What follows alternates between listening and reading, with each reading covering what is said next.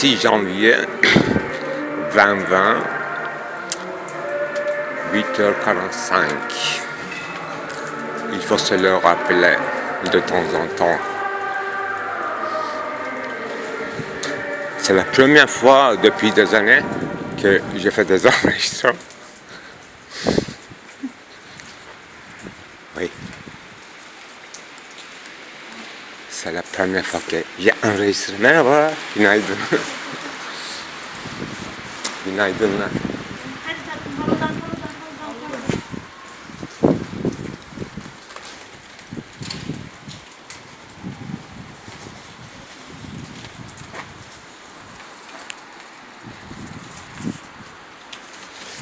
Ah oui, il y avait une famille avec le garçon qui allait direct au school.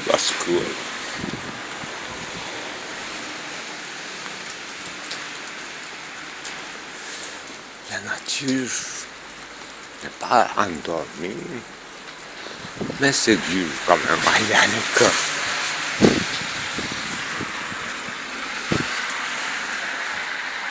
Il y a des jours qu'il faut avoir du courage pour se réveiller, sortir de son champ. Où est la couche de lierre et où sont les chambres d'hôtel des solitaires,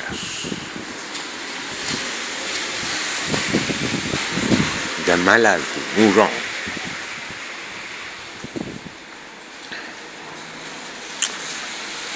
Fièvre,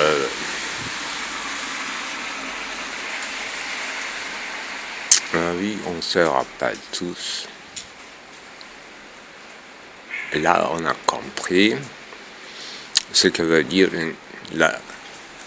une ou un voisin de palier qui peut à chaque instant t'apporter des médicaments et des soupes chaudes peut-être.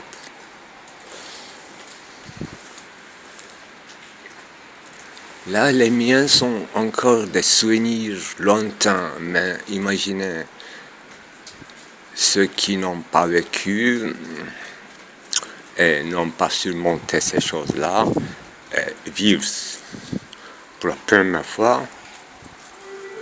Et oui, ça va arriver. Et il faut surmonter pour de bien, pour de bon. Il y a plusieurs manières de surmonter, n'est-ce pas? Devenir une machine. On connaît de la littérature. Mais sans devenir une machine, comment supporter? Comment supporter? Machine. C'est-à-dire corps souffrant, mais psyché est ailleurs indemne. C'est ça, machinal. Ou peut-être le contraire. Imaginez une âme agitée et un corps complètement en paix. Oui, c'est cette disjonction que j'appelle machine chez l'homme ou chez le vivant. Et c'est d'où, je suppose, toute anesthésie médicale qui est devenue possible physiquement. Il y a eu des miracles.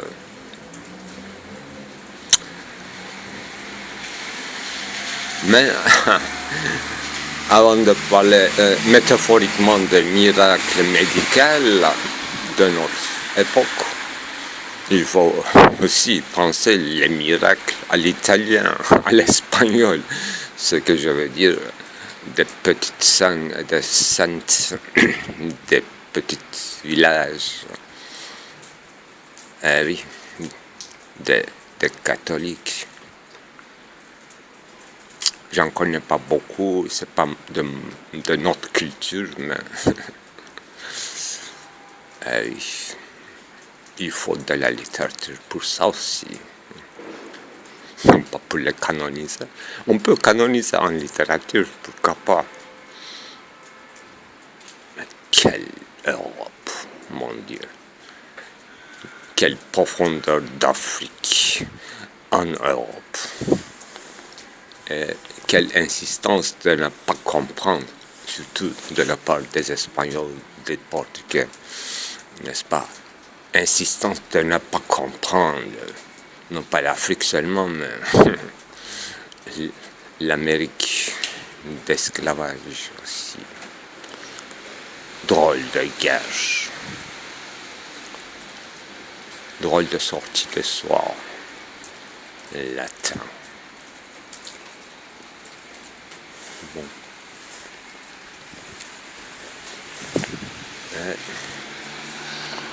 Et ce facteur turc dans la Méditerranée qui le chasse vers l'outre-mer, outre-Océanie, ça aussi, ça dit trop.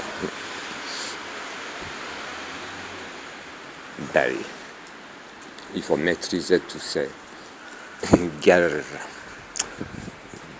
de, disons, diable, non pas guerre au diable tout simplement, mais guerre au diable d'autrui pour chasser le sien, voilà, c'est juste définition. C'est la meilleure solution apparemment, faire la guerre au diable d'autrui pour chasser le sien, parce qu'on ne peut pas lutter contre son propre diable. Ce que j'appelle diable, c'est tout cet obscurantisme machinal qui fonctionne comme inconscient. Et en plus n'est pas lisible, visible, mais pourtant le diable d'autrui, c'est-à-dire le diable ou le dieu d'un Turc, Barbaros, etc., pour un latin, pour un espagnol, pour un franc, c'est facilement quelque chose qu'on peut lutter facilement. On peut le vaincre, ridiculiser, etc. Je suppose que, voilà, les grands miracles s'accomplissent comme ça. Il faut le voir en étalant sur la table dans la littérature. Voici comment on imagine l'enfer. On sait moins. Il ne faut surtout pas l'écrire dans une seule langue et d'une univocité, et pas signer avec patronyme, mais user de la paléonyme, de pseudonyme d'un homme volé à un mort et un vivant qui vous aurait volé votre nom, pour que l'enfer soit un lieu de règlement de comptes, sans loi, sans Dieu. Et une autre. Aurais-je écrit cela par moi-même ou l'ai-je vu, lu chez une autre et que l'aurais-je approprié à mon compte et qu'un autre aurait cru que je voulais dire plutôt ceci que cela, que les doctes de la loi restent indécis sur les intentions mêmes ou différentes de nous deux avec le même mot. Une autre enfer. Déridien. Je ne sais pas si je veux faire la guerre au diable d'autrui pour chasser le mien, mais peut-être que nous avons un diable commun et en chassant l'un, on aura chassé tous à la fois. Ça, je ne crois pas non plus parce qu'il y a une personnification bizarre, même s'il s'agit d'une idéalité parfaite, universelle, un diable, comme je l'ai appelé diable, c'est-à-dire quelque chose qui nous intrigue personnellement, donc qui nous a convaincus, d'une façon ou d'une autre. Donc il faut se défaire s'il s'agit de cela, un diable. Donc on ne peut pas lutter contre le diable une fois pour tout, même s'il s'agit d'une généralité le plus générale possible. Par exemple, dans ma tête, il y a cette domination d'une culture de calcul et de quantification, et bien sûr rationalisme, disons, cartésien, qui a rendu possible toute res extensia, la nature entière conçue comme res extensia, c'est-à-dire une certaine étendue de part en part, extra partes, extra partes, extra partes, partout, uniforme et comparable dans chaque point, prise arbitrairement par rapport à des autres endroits conçus symétriquement. Donc géométrisation, mathématisation et contrôle, maîtrise de l'espace, non pas seulement un espace vide, mais entièrement rempli de la chosité, etc. S'il s'agit de diable, alors ça nous concerne notre corporité aussi, aussitôt, et corporité des autres. Et c'est pour ça qu'anesthésie des corps, anesthésie de l'âme, devient possible le miracle dans la médecine, etc. Alors pourquoi lutter contre la médecine? Ça, n'est-ce pas? C'est bizarre. Non. Il faut se permettre aussi au diable de faire son travail. Et oui. Donc il y a première fissure dans notre lutte contre le diable, et il y a de bons diables, n'est-ce pas? S'il s'agissait d'une mauvaise génie, ce serait incontrôlable. Donc une fois quelqu'un anesthésié, il serait impossible ou complètement aléatoire de le réveiller, faire venir. Ce que nous appelons donc un bon diable, une technique maîtrisée. Elle est tendue, effectivement, entre dans cette catégorie, un bon diable. Le martionnisme disait, n'est-ce pas, ce monde créé selon les lois physiques et qui agit à la fois sur les animaux, à la fois sur nous, c'est une mauvaise création. Donc un diable, mais tant qu'il est créé par un dieu, ce dieu aussi devrait être un mauvais dieu. C'est le martionnisme.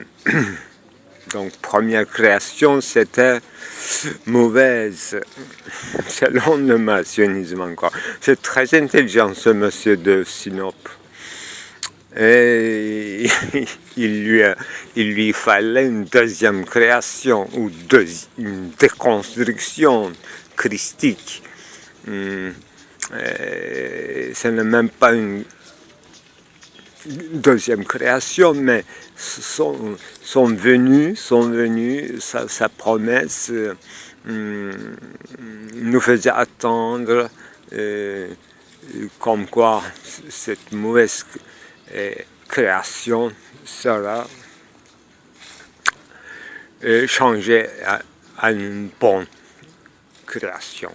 C'est à peine incroyable, comme la nature ne sera pas changée, alors c'est contre nature, je dirais force de l'âme, cette chose imperceptible qui va surmonter une mauvaise création. C'est ça, ça devrait être ça. entre guillemets, déconstruction christique. Bien sûr, Marcion ne l'appelait pas comme ça, mais dans un registre messianique, il parlait seulement d'un changement de nature, n'est-ce pas, une sorte de transubstantiation à l'intérieur même de ce monde, et non pas ailleurs, non pas au-delà, non pas dans l'autre monde. C'est un grand projet messianique. Mais combien de temps reste encore pour cette transubstantiation de l'homme, en tout cas de ses croyants? Ça, on ne sait pas. Peut-être que chaque croyant, à force de sa croyance, obtient une certaine transubstantiation. Voilà, toutes ces choses-là compliquent une guerre au diable une fois pour toutes. Donc, ce que j'appelle personnification du diable, donc ça nous concerne personnellement, et ça nous concerne son seule existence, c'est qu'il concerne quelqu'un. Donc c'est quelqu'un chaque fois unique, doit réagir et trouver un moyen de se transsubstantialiser et non pas truquer avec une cérémonie eucharistique, mais vivre l'Eucharistie dans son corps, donc dans son toucher au pain et au vin. Apparemment, voilà. Si ce n'est pas forcé mon analogie, alors il fallait ou bien ne pas du tout parler de diable et de chasse, ou bien il faut trouver une solution encore dans la théologie.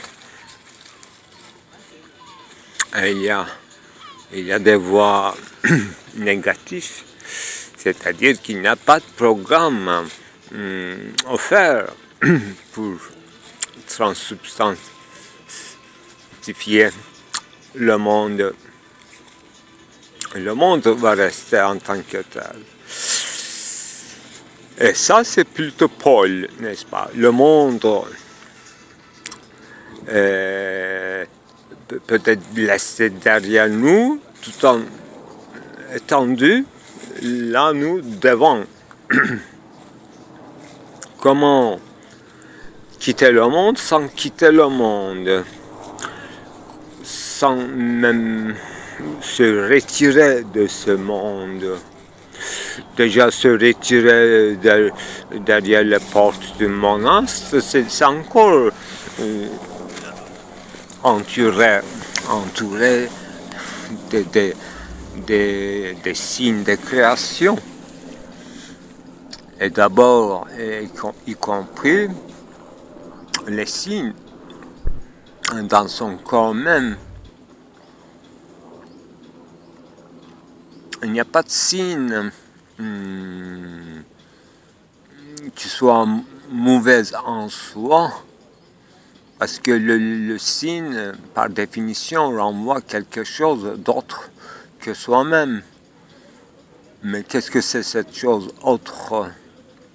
Donc le même signe corporel peut avoir différents sens. Je dirais l'un diabolique, l'autre angélique. Ça dépend de quoi?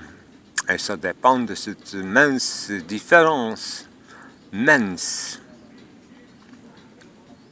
La force faible comme espoir faible. Ça demande un travail assidu, apparemment.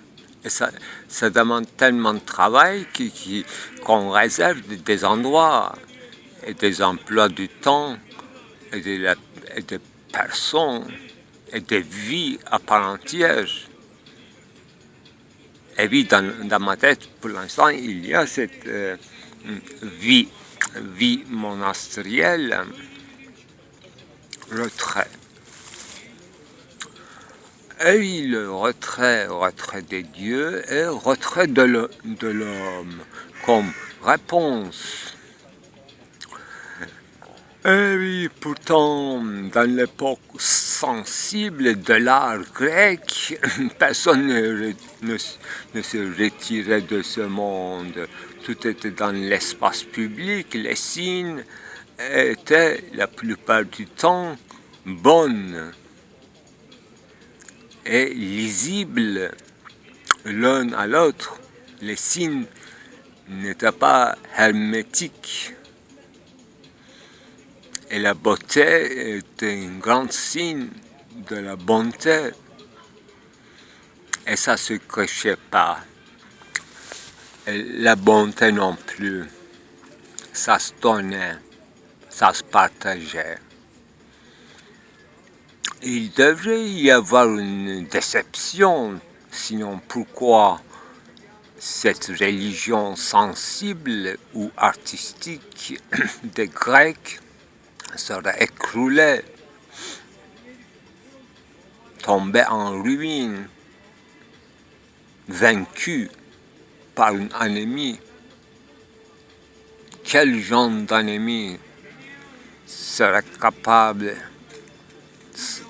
de détruire cela même sans être touché, charmé? C'est peut-être parce qu'il est charmé qu'il en est devenu une victime. Et donc, il y a un éclatement de la cité grecque. On pense le monde hellénistique. Là, effectivement, il y avait un cosmopolitisme. Là, effectivement, peut-être les signes transparents pour chacun est devenu suspect.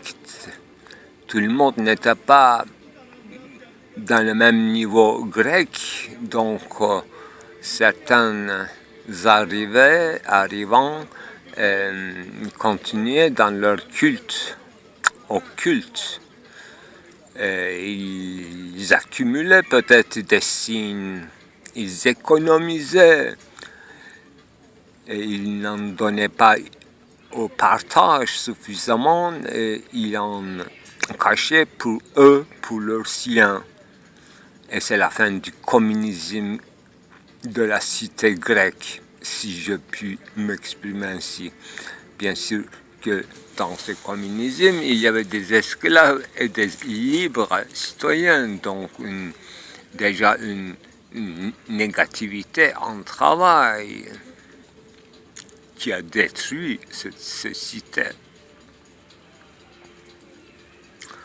Et oui, chaque apparition, c'est-à-dire chaque réussite de transsubstantification humaine, autrement dit, faire la sienne,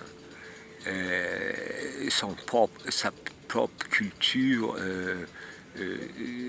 même les choses les plus anodines, entourées d'un éclat de magie. C'est la réussite humaine d'une culture qui rend vivable, charmant. Et pour les mêmes raisons, cet éclat, séparé de sa substance, peut-être enraciné dans le besoin du travail pécuniaire, efface et disperse toute magie. Aucune des réussites humaines n'est stable et en appelle les autres. Une fois l'aliénation est installée dans l'éclat même qui est devenu mensongère, coloré, et je dirais prostitué comme idole, promener une religion vidée de son sens communautaire devient simple attirance, un passe-temps, une orgie. Et oui, on a fermé l'époque grecque pour un autre éclat, non pas l'éclat de l'or sacré, mais cette fois-ci l'éclat de l'or monétaire de l'Empire romain. Pire, Satan. Voilà une nouvelle naissance d'un diable qu'on appelle système d'équivalence générale sous le signe d'un grand nom ou grande ombre, d'un grand homme ou d'un grand nom. Magnum Hombres. Tout est à peu près écrit et analysé par Karl Marx avec une acuité de l'esprit incroyable et une philosophie hegelienne mise en travail finalement au service de la compréhension concrète de l'histoire et des pratiques humaines. Qu'est-ce qu'on peut vouloir de plus?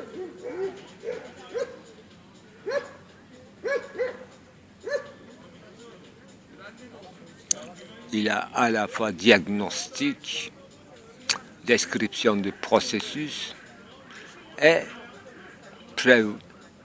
prévention de la fin du processus en vue d'un dépassement vers quelque chose d'autre. C'est machinalement divin.